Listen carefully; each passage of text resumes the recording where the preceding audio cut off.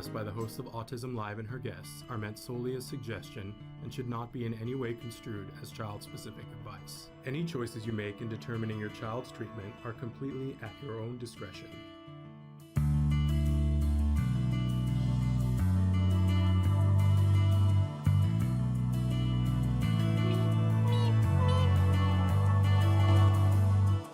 Oh my gosh, I love that opening. Can we talk about how much I love that opening?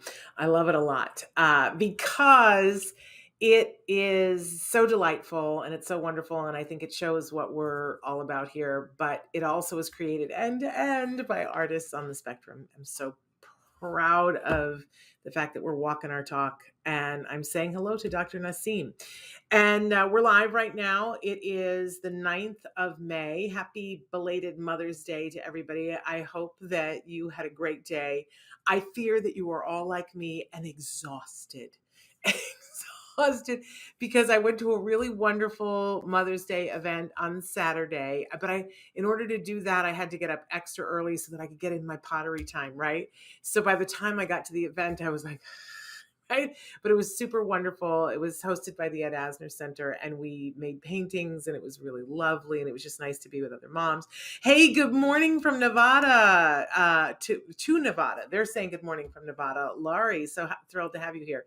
And then yesterday, because I made a promise to my husband and my child when we were in full-on lockdown for 2 years and didn't go anywhere, see anyone, that if things got a little bit better and when we were feeling better, that we would go everywhere, do everywhere, see everyone.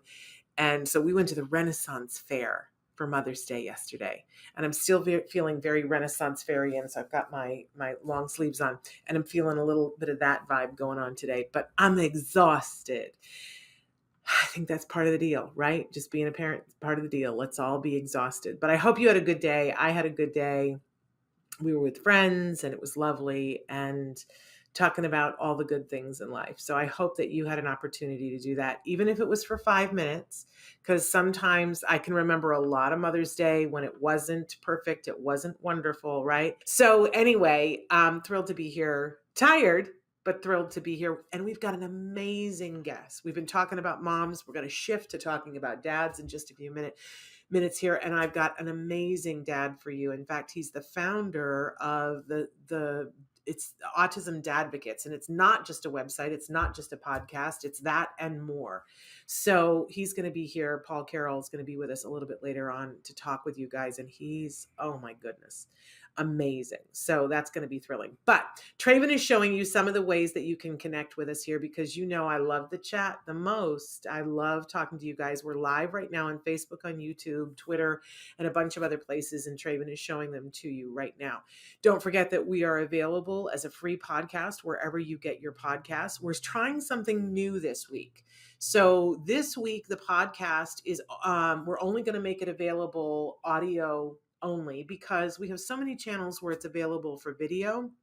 So if you are somebody who listens to us in podcast and we want to hear from you, we're not taking it away permanently. We're just doing a test this week to see if you're okay with watching that on YouTube. I'm going to be honest with you. It's just very expensive to present the video podcast on the podcasting platforms. They've made it really expensive. So we're doing a little test this week, totally transparent, where we're only going to do the audio podcast and encourage you to go to our channels, YouTube, and our homepage now, which is, you can still find us at autism-live.com, but we're also on Autism Network and you can watch the video podcast there because we're, we want to be lean, mean, and doing things the economical way. So, but if that really messes you up, will you please do me a favor and tell us so that we know if it's a big deal for you to watch the podcasts on YouTube. We want to hear. We just did 1 week test. We're checking it out. All right. But we are available as a podcast wherever and everywhere. And we hope that you will check us out there. We are the #1 rated autism podcast. And I say that very humbly because we know that it's because of you guys, because you've liked us, you've shared us, you reviewed us, and you found something of use here. And so I just want to say to you, thank you and ask you, if you could double down on that. If you find something you like here, please share it with one person and ask them to share it. We don't spend a lot of money on advertising, very little, in fact. So we appreciate it when you guys can do that for us. All right, moving on. I always like to remind you, lots of experts here on the show. I'm not one of them, but I am somebody who has been interviewing people in this world of autism for well over a decade now. I think I'm in my 13th year of interviewing people. I'm not good at math, so don't hold me to that. Somewhere around there, right? But I also care deeply. I ask a lot of questions. I always say, not an expert, but I have an informed opinion that isn't necessarily welcome. So if you want my opinion, ask for it. I'm happy to give it, but otherwise, don't worry about it. But listen to our experts and don't and take everything that I say with a grain of salt, because I'm not an expert. My son will tell you, not an expert, right? Okay, so we do like to start our Monday morning with my favorite thing. I have many favorite things, right? But Monday, we like to start with something we fondly refer to as the jargon of the day. This is when we take on one word, one phrase, one acronym. We try to figure out what in the hey nani nani are these experts talking about? What does this have to do with this? Why should we bother? Really, that's the whole thing. Why should we bother? And the reason why we should bother is because when we understand some of these concepts, it helps us to get to that progress that we're seeking. And it can save you money and it can save you time. But the progress, yeah, that's a pretty good thing, right? So today, and pay close attention, because usually we do these in pairs, but I'm going to tell you how I'm going to sneak out of the pair of this. So our jargon today is positive reinforcement. Now, this is something we talk about all the time. And this really is the cornerstone of the whole shebang-a-rooney, right? Oprah, and before Oprah, Gene Siskel would always ask people, what do you know for sure? And you could tell a lot about them by what they would say. And I think about it all the time. What do I know for sure? And what I know for sure is if you understand this concept, your life gets better. Because you can do this for yourself. You can do this for your loved ones. This has nothing, by the way, to do with autism, except that it applies to autism as well. So positive reinforcement is part of what makes our life fabulous. And when something is reinforcing for you, you will enjoy things better. You will get more done. You will do more of what you want to do. And that's true for all of us. Absolutely all of us. So this, dun, dun, dun, dun, I feel like we should have, like, the Queen come in for this one. Yes, I'm still mentally at the Ren Fair. But this is, if you can get this concept, you can change your life right now, today, right here. Okay. So I know, did I oversell it? Let's look at what positive. First, we take the actual definition. Then we often make fun of it and the definition, because it's often useless. And then we give you a working definition and we try to put it into some form of context for you. So let's go ahead. Let's go to our actual definition, which is in fact from our Cooper, Heron, and Hayward book, which I'm holding in my hands here. Positive reinforcement occurs when a behavior is followed by the presentation of a stimulus and, as a result, occurs more often in the future. Thank you, Cooper, Heron, and Hayward. And if I didn't love this book so much, I would toss it, right? Because if I don't understand what you're talking about, I'm not going to understand it from this definition. I'm sorry, but that's the truth. And sorry, not sorry, right? That is the absolute truth. How I can remember, I didn't know. The reason why I show you the Cooper, Heron, Hayward, because if you're like, Shannon, I want to know more about this and I want to understand the whole thing. This is the book. You want to get this book, right? But then you're going to want to go to our jargon channel to translate half of this book. That's all I'm saying. It's a good book, but you have to know things in order to understand the book, right? So, all right, let's move on to our working definition and see if we can't get a handhold on this sucker, because this is the important thing, right? So positive reinforcement is giving a paycheck that is meaningful to the individual and appropriately matches the effort expanded. So if I ask you in your job and I say, I want you to do a project and it's going to take you 6 months to do this project, it's extra and above the thing that you're doing, right? You need to, in order to stay motivated and not want to quit, you got to have some sort of paycheck. Now, it might be that your paycheck is enough. It might be that the work you do is enough, or it might be that I say to you, and I'm going to give you extra time off. But it's got to be worth your while, right? Otherwise, you find in your head, you start going, maybe I'm looking for another job, right? Because it doesn't, what you're being asked to do doesn't match the effort that you're putting out. This is life. This is everybody in life. Doesn't matter if you're on the spectrum. It doesn't matter, if you are talking about a college student or a 3-year-old, right? We need to have something that's meaningful to us in order to do the things that we're being asked to do. Now, asterisk being that sometimes the thing is meaningful to us on its own. Great. You see people driven by their passion. We talked about Wyatt Jackson, Nancy's son, and he paints. You don't have to reinforce Wyatt to paint. He paints and he loves it. And then the more he paints, and he paints beautiful pictures, and then people love on them, that's also reinforcing, and he doubles down on it. And it's this cycle where he's living his passion. Fabulous. But what happens when his whole life isn't painting, right? He has to brush his teeth. He'd rather be painting. And I'm picking Wyatt as an example, and I'm sort of making this up as I go. But, Wyatt does have to brush his teeth. And I'm imagining, because he's such a creative soul, that, he'd rather paint. So brushing his teeth has to be meaningful to him. There has to be a meaningful paycheck for him for brushing his teeth. And in the beginning, eventually, it might be meaningful to him because his teeth feel better.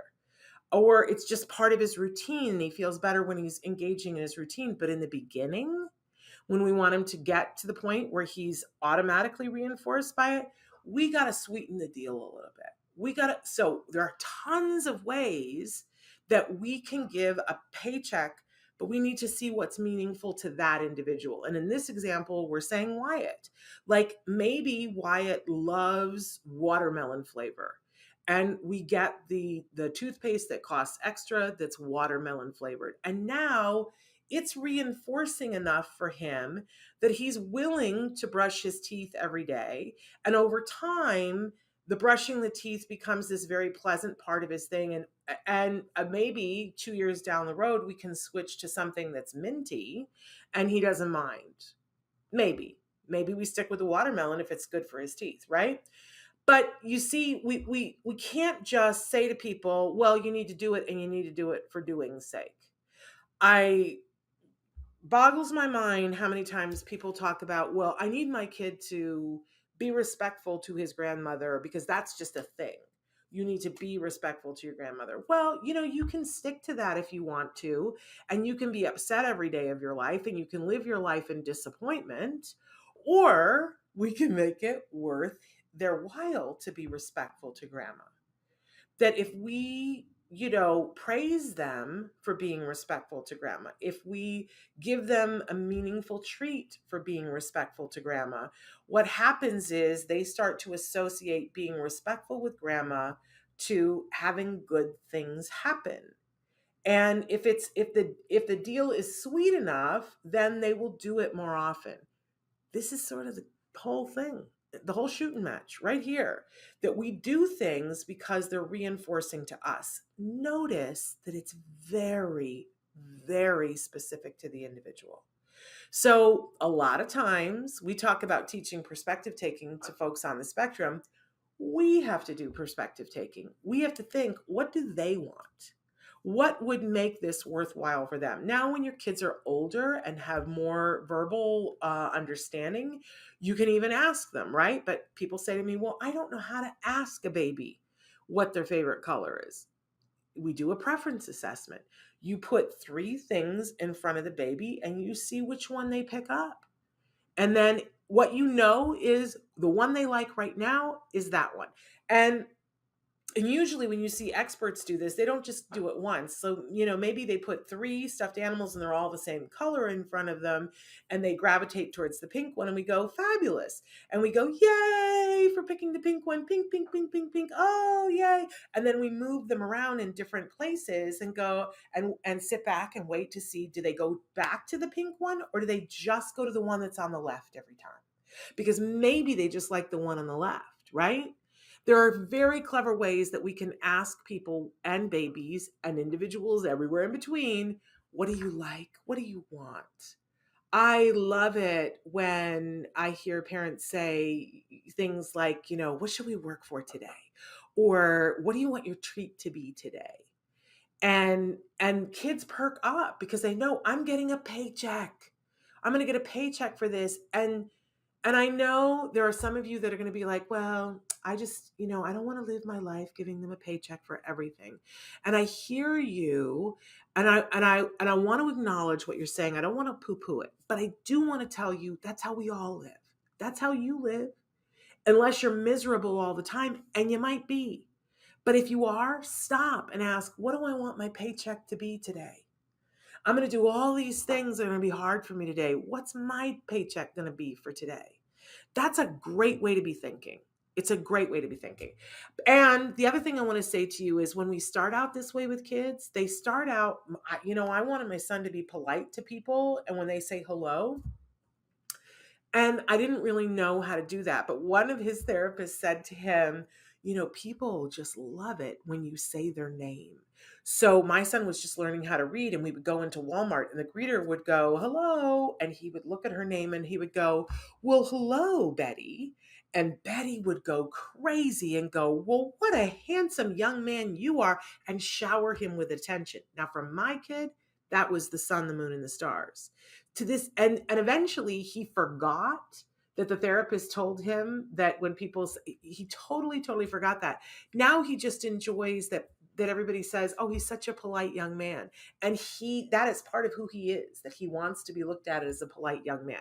So there is this crazy thing in behavior that you start out pairing it with something, and you pair it with something, and you pair it with something, and then it just kind of becomes your thing, right? And it's that way for all of us, including people who are on the spectrum. So positive reinforcement. If things aren't going well today, I want you to stop and ask, have you given yourself positive reinforcement? Have you given the people you work with positive reinforcement? And remember, the important part is, you might think it's meaningful to you, but it may not be what's meaningful to them. How you know is if you see the behavior happening more and more. The thing that you gave the reinforcement for, if it happens more and more, then you know you had the right positive reinforcement. If it doesn't, it's not that you messed up. You just got to try something that's more reinforcing to that individual. We've all had work give us the thing to give us reinforcement that we go, that's nice, but I really would have rather had, right? Got to get the thing that's meaningful to the person. Okay, positive reinforcement. We got to move on. Our guest is waiting. Let's look at our question of the day. Our question today, and you guys can be answering on the chat. I see that Amanda's there with her blue hearts. And Amanda says, yeah, I'm not that parent. We give many paychecks. It works for us, doesn't it? And your life is, I think life gets better when it's the truth. And Kathy says, my 18-year-old still uses the watermelon toothpaste. Woohoo! I love it. Okay, so here's our question that goes with all of this, saying hello to Helen as well. What paycheck gets you through the difficult moments? Are you using this for yourself? Because I got to tell you, it all starts with us. We got to model this for ourselves, for our community, for our kids. What paycheck gets you through the most difficult moments? How do you get through it? My son gave me the biggest compliment a couple of years ago. I was painting his bedroom. I'm ashamed. We moved into our house and it had these beautiful Winnie the Pooh murals all over it. But, he was starting his senior year of high school. And you got to paint that thing, right? And I'm not a good painter. I don't have patience. I'm not good at finishing things. And it got tough. We've got high ceilings in that room. It was really, really tough. And at one point, my son came in the room and he said to me, can you teach me how to do that? And I said, yes, get in here. Let's paint. I'll show you how to put the blue tape down. And he was like, no. I want to learn that too. But I want to learn. He goes, I see that you push yourself when you get to the part where it's hard, you're able to push yourself through to finish it. How do you do that? I said, oh, I'm not good at it. He said, but you manage it. So teach me how to do it. And I realized in the moment, I never really thought about it. I said, you know what I do? I picture it done. I picture in my head that somewhere on this timeline we call life, there's going to be a time when I'm going to walk in this bedroom and it's going to be done. And this is not going to be the rest of my life. and that I'm going to feel proud of myself that I did this because it was something that needed to get done. And I live in that moment, and somehow it just gets done. So that's me. I sort of skip into the future and go, this is hard, but what's it going to look like when it's done? That's the paycheck I give myself. And it's just one of the many paychecks. But what paycheck are you guys giving yourselves? When it gets tough, how are you getting through it? Because other people will appreciate, maybe it'll be a thing that works for them. Kathy says, my son for the first time got me a Mother's Day card. No one reminded him or prompted him. I'm so happy. Oh my goodness, Kathy, that's amazing. Congratulations. That's wonderful. Okay, let's move on to our topic for the week. It's very near and dear to my heart. And then we got to get our guest in. He's waiting.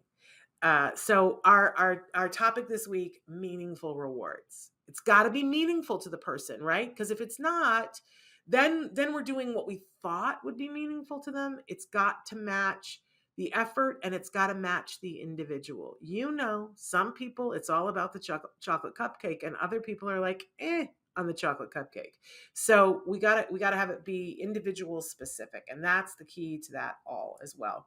So we got to bring our guest in because he's amazing. You want to talk about amazing dads. I can't wait for you guys to hear his story. Paul Carroll is joining us, and he is the founder and creator of an amazing, amazing entity. I don't even know what to call it because there's a website, there's a podcast, there's so much there. It's the Autism Dadvocates. And I don't want the moms to be scared away at all from it, because I find it's a really good resource, for all of us. But, we needed a place that was just for the dads. Yes. There's more to Paul's story, though, and we're going to get to hear more about that. But I do want you to know that he is the executive director of talent development at CVS, which is CVS Health, which is just absolutely amazing. And he's someone who is one of those people who gets it done, right? So amazing to have him be a part of our community, with over 20 years being a leader in the area of developing talent. But then, and he's going to tell us how he came to be in the autism world and how that spurred him, because he is so amazing, to create this space for dads. I want you to check out his podcast. I've been listening to them the last couple of weeks. It's so, so delightful. So let's get him in here and hear from him. Paul, welcome to Autism Live. Hey, thank you so much for having me, Shannon. This is a Are real you treat for kidding? me. This is an honor. I always say, we love to hear from all the moms, absolutely, but we don't get to hear from enough dads. And I find it so uplifting. And every time I talk to you, Paul, I get so excited, because I think the things that you're doing are just spot on, spot on. So let's dig in and talk about some of the things that we're doing. But let's talk about you briefly here. That you and I have talked about this before, that every parent has the story, right? So Mm, tell us the story. How did autism come to be a part of your everyday life? yeah. And it's so funny, Shannon, because there's so much power in storytelling. And I think that's a big part of Autism Advocate. So every story is unique. Mine is quite unique as well, only because my son had a very late diagnosis. There were no indicators, Shannon, Mm. early on of my son being any different, except for, and we all as parents know this, who I'm looking at the chat, that, hmm, that's interesting. That's a little different. But my son verbally progressed at the right age. He toilet trained in less than a week. There were no early indicators, but there were quirks. There were peccadillos. There were idiosyncrasies that caught my eye. Things like when he would write, like he was obsessive about the Arabic alphabet and would just write it Mm. nonstop, line after line, page after page. Um, he didn't quite line up toys, but behaviors like that, a real desire for order. Um, there were a few red flags. We got him into uh, early intervention because of some lack of gross and fine motor skills. I particularly noticed on the playground. I was like, Mm. wow, he's really challenged just doing things kids much younger than him can do very easily. We did talk to a few specialists, and I always share this story, Shannon, because it's fascinating. I knew in my gut something was different, and I thought it was autism. And at my son's physical with his PCP, I looked the doctor right in the eye, and I said, Dr. Grumbach, do you think my son has autism? He looked me dead center and said, no, I think your son has sensory processing disorder. So like many dads, Shannon, I think dads default to denial, where I do think moms default to curiosity. And I remember driving home with my wife and saying, see, the doctor said it, like diagnosis confirmed. It wasn't really until 10 or 11 that he was diagnosed. So just a very interesting and unique journey compared to others I've heard, Shannon. Yeah. But I gotta say, I always want to hug everybody when they tell their story, because there's always some part of it where we didn't get what we needed. And I keep hoping that we're going to crest that at some point and that that's going to change. But I do think that all of us telling our stories, that I think it helps others to realize, oh, okay, I'm not alone in this. But so once you got to the point of diagnosis, Paul, how did you get from there to this place where you said, I'm going to create a place for dads where they can go and feel like they're not alone? How did that happen? Yes. So Shannon, please forgive me because I think I may default to some gender stereotypes.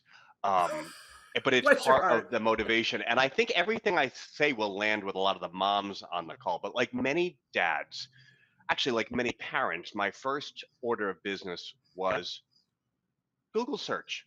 Yeah. And everyone on this today probably has done that. And the amount of information, the disparate information, I think we can all agree our healthcare system is so fragmented that when you get the diagnosis, you're not given a how-to manual. To be quite candid, Shannon, none of us are even given what is the logical next step. It's sort of like, here's a diagnosis, go forth, and I wish you the best of luck. So to get to your question, Shannon, the catalyst for Autism Dadvocate was realizing that moms completely lead in this space. Again, I'm defaulting to gender norms, so Shannon, correct me. I think my experience is moms tend to be primary care coordinators, primary therapy coordinators, uh, really the chiefs of staff for their child's everything associated with schooling and therapies, really running that. And men, I found, again, gender norm, we're lost. We don't know where we really fit. And what I've experienced through the Autism Dadvocate community is men who are lost.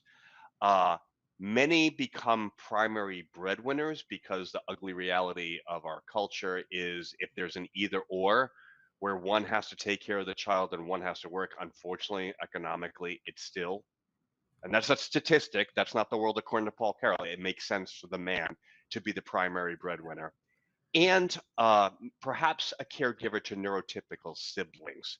Now, again, very, very, I'm generalizing, but I created Autism Dadvocate because I needed to create a community just for dads, where the dads that feel lost, like I did, have a safe space to go, where it's okay to show up authentic, it's okay to share your story, and Shannon, I don't like the V word, though I'm a huge Brene Brown fan, but yeah, where we can all be vulnerable and share, you know what, I don't have this all figured out. Yeah.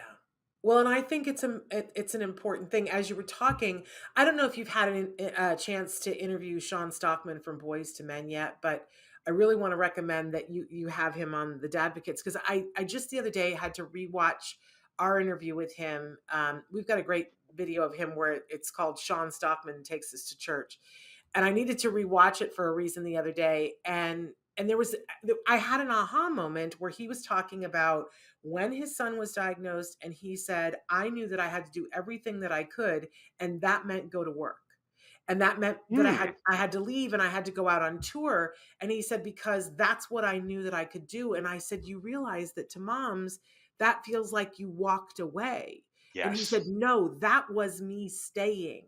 that was me saying I'm all in. And in that moment, I sort of got it, that the need, where I think that we're speaking in generalities here, but a lot of times the dads go, what can they have to take action, and they say, what can I do? I can keep the roof over the head. I can keep the bus moving. I can support her, but otherwise a lot of times they don't know what else to do. And hearing Sean Stockman say that, I was like, oh, I kind of get that now. So I hope that because you guys will get on like a house on fire. He's amazing and you're amazing. It'll be two dads, amazing. So let's talk a little bit about what people can find when they go to Autism and Dadvocate, and tell us where to go and all the things that they can find there, because it's a lot what you've done, Paul. Thank you. And I think what I tried to achieve at Autism Advocate are a few things. The website, and thank you, I see it right there. It's a website and a podcast.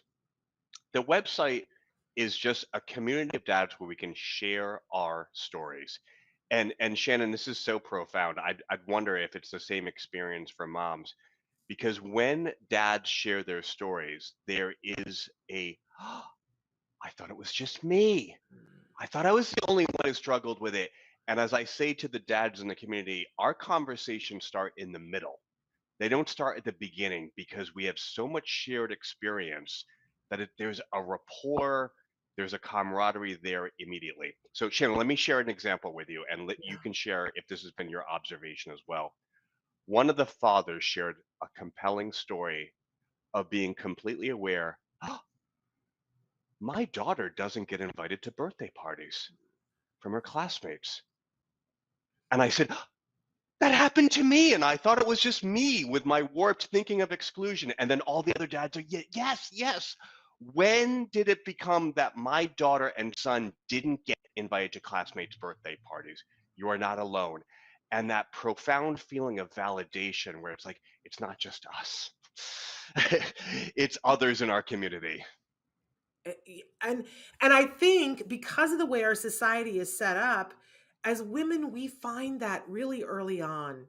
Because we tend to gab. Again, I'm speaking in generalities, and I know that there are exceptions to every rule, but as women, we tend to gravitate and find other people that we can talk about it with, and it just comes out. But I don't think that there's enough opportunity. I don't think there can be enough opportunity for dads to do that. But so you've got it. You've created it. You're making it happen.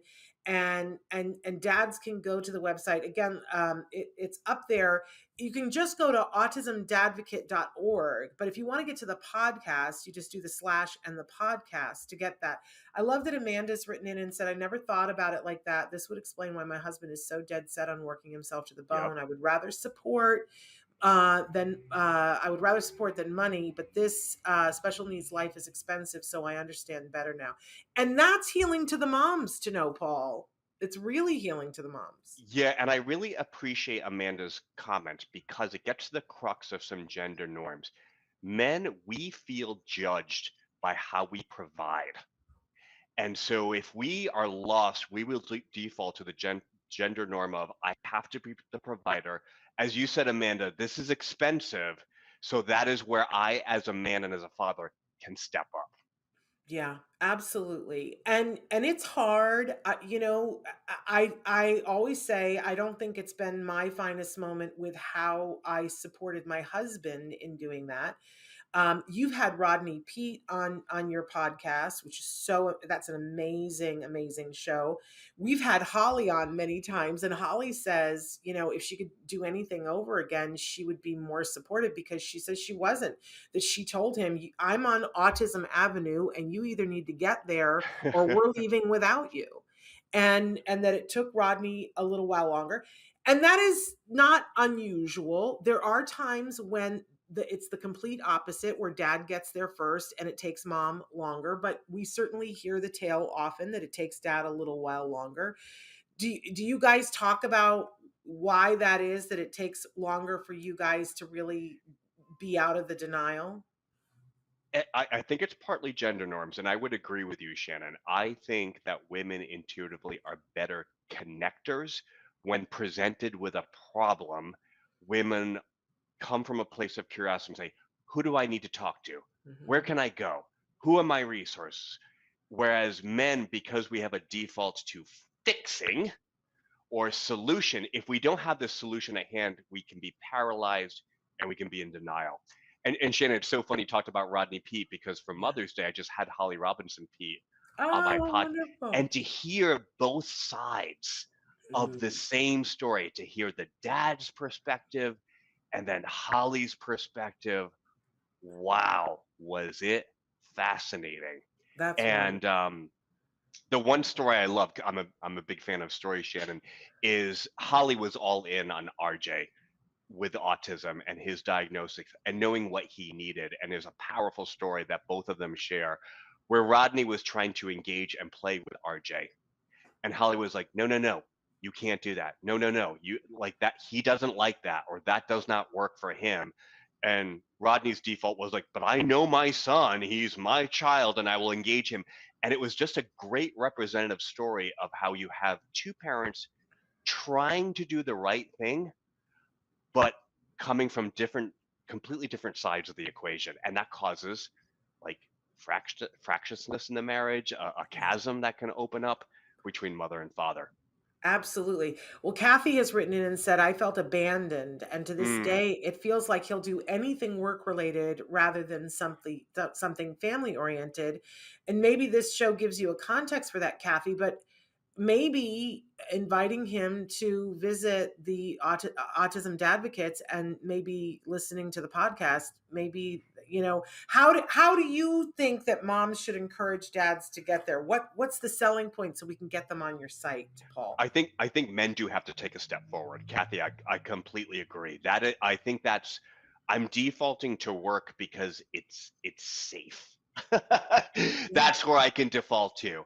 Whereas I think we as fathers need to step into the situation. And I think the challenge as fathers is we feel like we're years behind because the women have been the primary care coordinators and the primary therapies and know everything. And it's awkward to stumble or fumble as dads when it's our own children.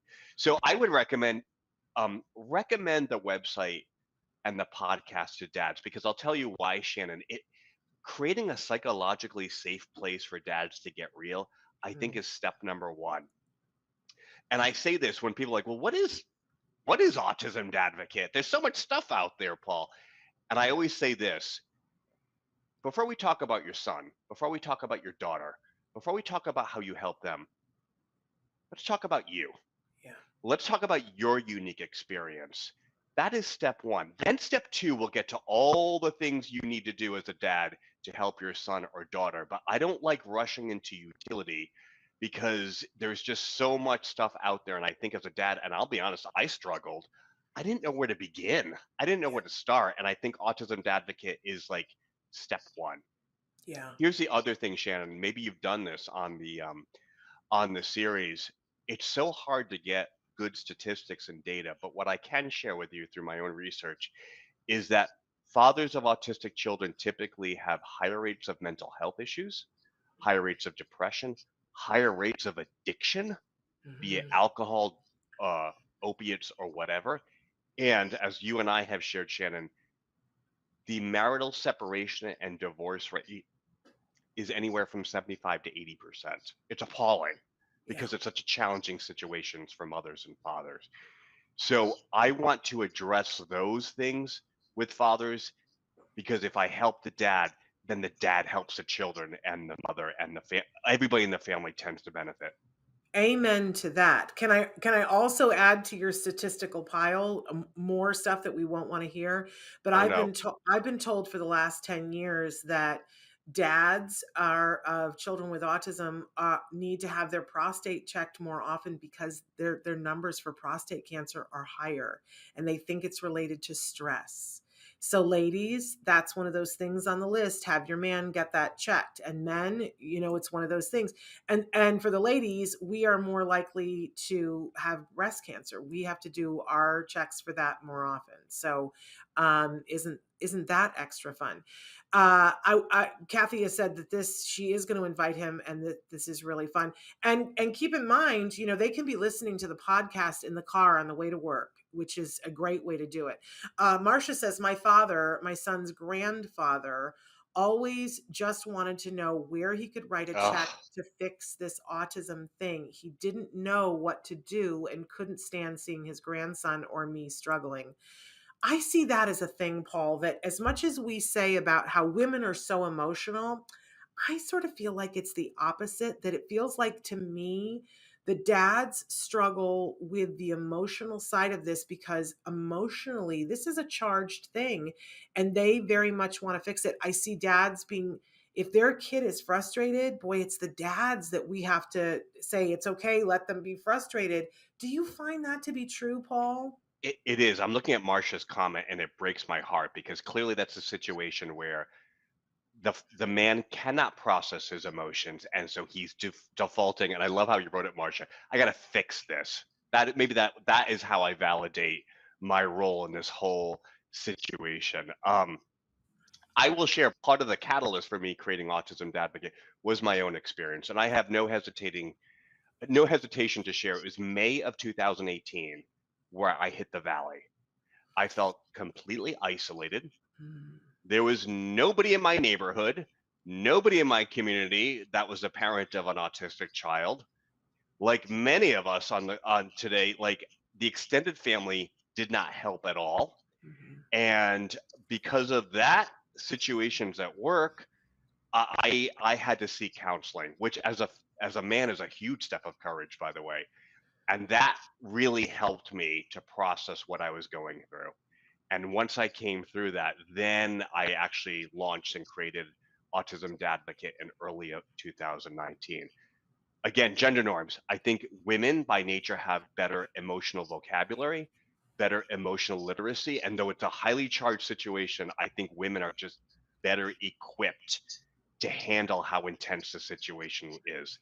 And men struggle, fathers struggle. But it's not because they're without emotion, you guys. I think when we as women look at it and go, well, he's being unemotional about it, I suspect that that's, festering somewhere and boiling up.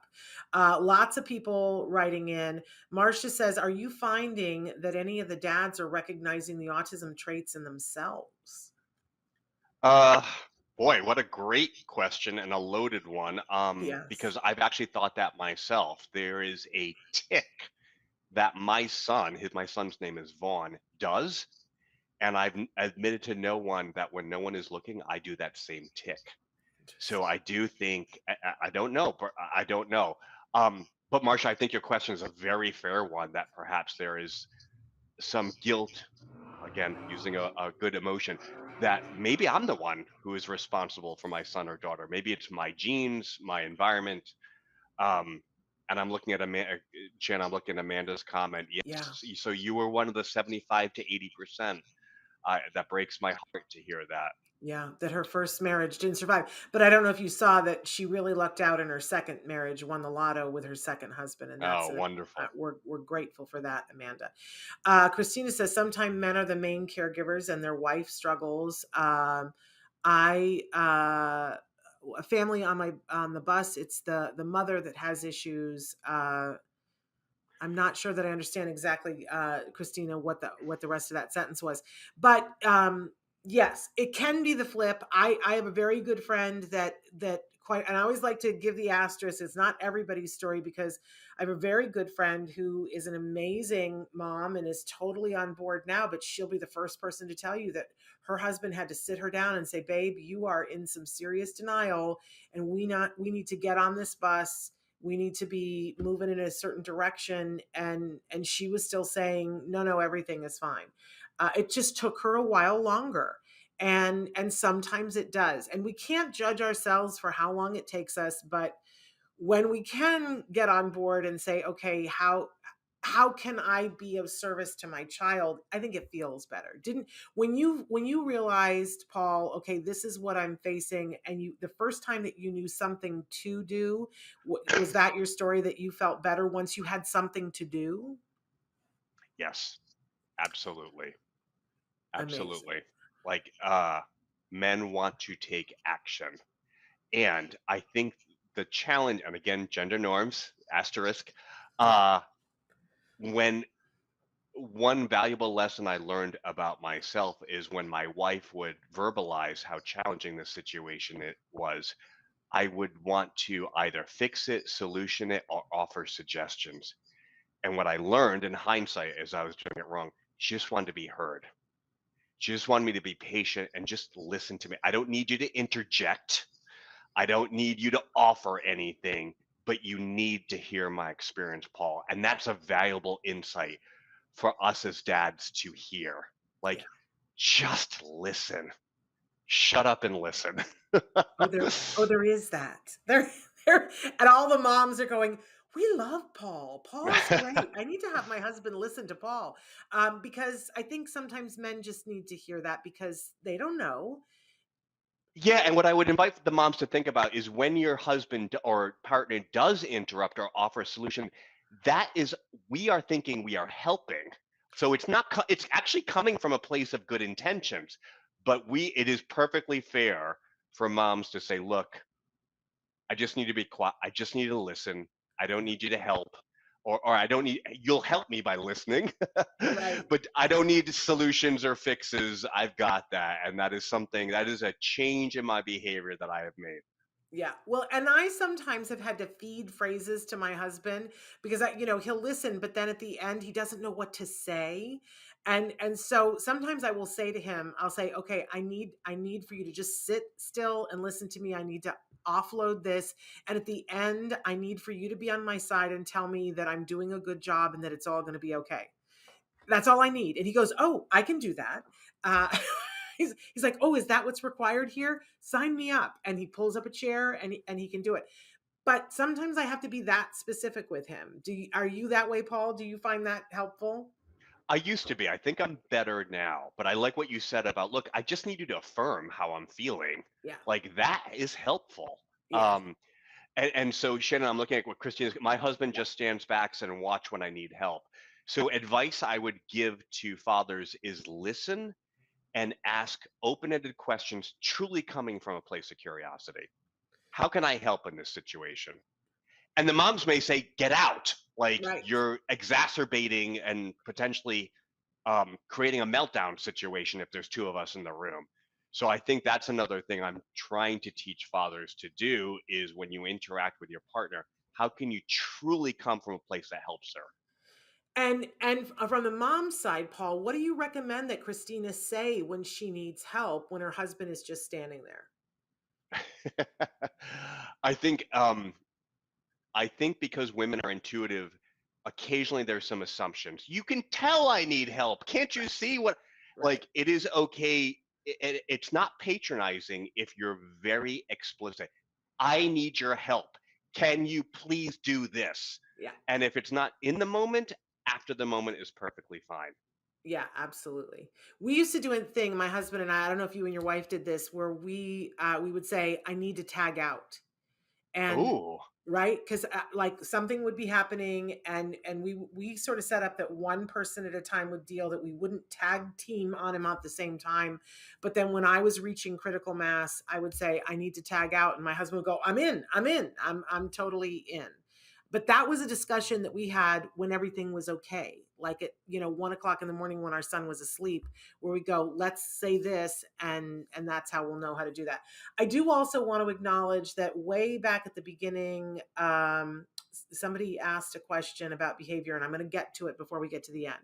So, Roxy, don't give up. I'm going to get to your question, but I got a couple of things because we're ending our time here with Paul.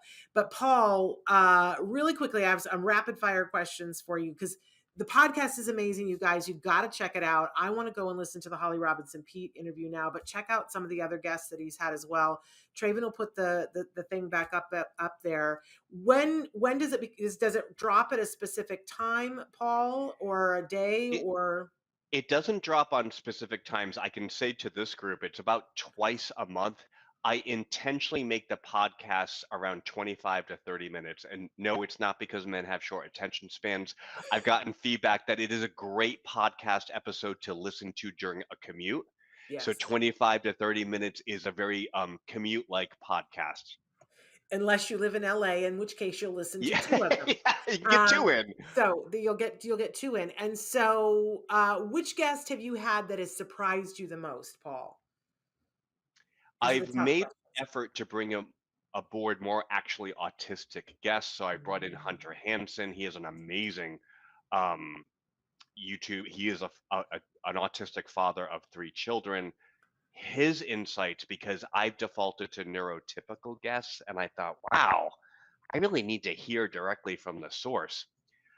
The other neurodiverse guest I brought in, his name is Andrew Arbo, and he is on the spectrum, and he we had an episode on driving, and because my son is 14 and he will be driving in a few years, it was fascinating for me to hear his experiences of how profoundly terrifying and anxiety producing it is to even think about driving. Okay. Um, so I those gotta are the check that two. out. Having like actually autistic guests on the podcast for me is incredibly insightful. I love that. So who's your be all end all dream guest? I love to put it out there. Like who would you just you want to have them on the show so bad? It kind of hurts me because I got Rodney and Holly, and they were just as lovely as you'd expect. I know they've been on here. They are truly just the most wonderful people. I wanted to get Doug Flutie on, and not because I'm a Boston College alumni. If you don't know who Doug Flutie is, he is a college and NFL quarterback. He is an NFL commentator now, and he agreed to be on my podcast, but then his schedule got so challenging, and I'm trying to get him on. But It's I gonna like happen. I like him because when dad, especially famous dads like a Rodney, Yeah. when Rodney is so forthcoming about challenging, we as dads don't feel alone. Yeah. And we realize, oh, I don't have to have it all figured out. Because men, man, our egos get in the way, and we would never ever want to volunteer that we struggle or don't have all the answers. And when we have guests who come on and say that, it just creates a safe atmosphere where we can tackle the problem a little bit more head on. Well, it's amazing. We've got the website to go to. Autismdadvocate.org is the website. If you want to get to the podcast, you put the slash in the podcast. We really are encouraging everybody. If you're listening right now, if you're watching right now, go over there, check out what is there. Paul's doing an amazing job.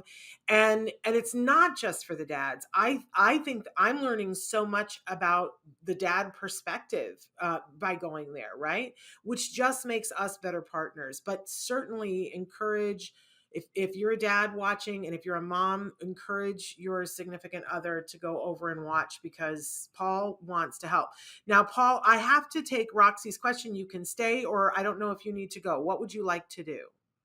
I really want to hear Roxy's question, so I can Okay. certainly stay on for about 4 to 5 more minutes. Okay, great. So that's all we've got left. Roxy wrote in early at the start of the show and said, I find it difficult every day with my son's behavior. When things get tough, I walk away. Is this a good thing?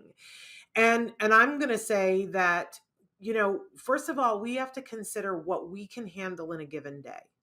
And I love some of the people that I work with. They say, is this a yes day or is this a no day? So first, you're taking your own temperature and saying, do I have it in me today? Is today a day where we can tackle something, or is today a day where we got to just take it easy on ourselves? Because if it's a day that you're taking it easy on yourself, then walking away, as long as you're not leaving the room and leaving your child to harm themselves, is a great strategy. It is not the long-term be all end all strategy in all cases, but it is in some cases. We talk all the time here about that every behavior that anybody does, that I do, that Paul does, that you do, that has a function. We do things for a reason. I drink my tea because my throat is dry. And we talked earlier about positive reinforcement. As soon as I drink it, the positive reinforcement is that my throat is less dry, right? Your kids who are on the autism spectrum are engaging in behavior because there's a reason. And the four usual suspects are to get attention, to get access to someone or something, to get away from someone or something, or because it feels good to them. That's why they're usually doing what they do. There's an asterisk. The fifth one is control when they're older, because they want to control the situation. So those are your be all end all five. And it can be a mix of two. But if I am doing something because I need your attention and I don't have the words to say, I want your attention, then I might bang my fist on the table. I might hit you. I might hit my head on the desk if that's what gets your attention. If we see that what they want is attention, the fix for that is give them more attention when they're not doing those things. And when they are doing those things, don't give them the attention. Right? We don't ignore the child, but we would stop, make it so that they can't hurt themselves, but then we would ignore that behavior and not shower them with attention. If they are trying to gain access to something, and let's say they're punching the wall to gain access to something, we're not going to give it to them, but we're going to find times when they're not punching the wall to give it to them, because remember, they have something they need. So our job becomes, how can I give the thing that they need to them in the right moment? And not for the behaviors that I don't want to see. But that takes a yes day. You gotta understand it. You gotta have maybe some support and help to understand it. It's not just something you can pull off every day. Nobody is good at this every day. But when you're ready to tackle it, we've done lots of shows about dealing with challenging behavior. And I really recommend, if you want to be specific about what the challenging behavior is, Dr. Doreen Granpeesheh is here on Tuesdays. Write into us tomorrow and she'll give you like some real good support. Now, Paul, what do you think? What do you want to add to that? Did I scare you? No, it's such a great question. And Roxy's question made me think of something that happened with me, and it's such a classic "it depends." Like, I like how you qualified it, Shannon. Like you said, well, if the child is in danger or self-harm or destructive, we certainly can't step away. Yeah. But I actually do think in some circumstances it is appropriate to step away. And Shannon, if I may just share a super quick story, my Yeah. son had a meltdown and I had to be there present, make sure I at one point I did a little bit of restraint, but had to be present so it wasn't destructive. And then he hit that stage where I could feel it was the cortisol levels were starting to decline, and I could see. But what my son does at that point is the redundancy. He starts saying over and over and over and over and over. And I could feel my cortisol levels going up because I just couldn't take the redundancy. So I actually intentionally stepped away, knowing he's in a good place physically. I need to step away and allow him to just unwind because now I'm starting to get worked up. So I don't know if that story illustrates, but I think it's Yeah. fair to walk away occasionally. Yes, it's not a bad strategy for a lot of different reasons. Julie wants to know again, what is the name of your podcast, Paul? It's called Autism Dadvocate. It is on iTunes and Spotify. I have 28 episodes. Again, I intentionally make them about 30 minutes long. And I've had some great guests like Holly Robinson P, Rodney P. I hope to get a few more names that maybe this group knows because the power of storytelling cannot be underestimated. I've got some dads for you. Marcia says husbands need to be taught the creativeness of facing and finding alternatives to use when their first line of response, confrontation, doesn't work. We teach our kids tools. Dads need to be taught the tools too. Hoping awareness of autism and early identification will help the dads today. And head on over there, Marcia, and get your husband over there because there's a lot of really great stuff happening over there at Autism Dadvocates. We're past time. Paul and I both need to go. Paul, you're amazing. Keep doing your good work. We need you. And the dads need you, but the truth is we all need you. So thank you so much for taking this time to be with us. Thank you. Deeply humbled and appreciative to be on. Mwah. And you guys, we're back tomorrow with Dr. Doreen Granpeesheh for Ask Dr. Doreen. So don't forget, you can be sending your questions now to me, or you can send them in live in the morning. Until then, give your kiddos a hug from me and one for you too. Bye-bye for now. Thanks, Paul. Thank you.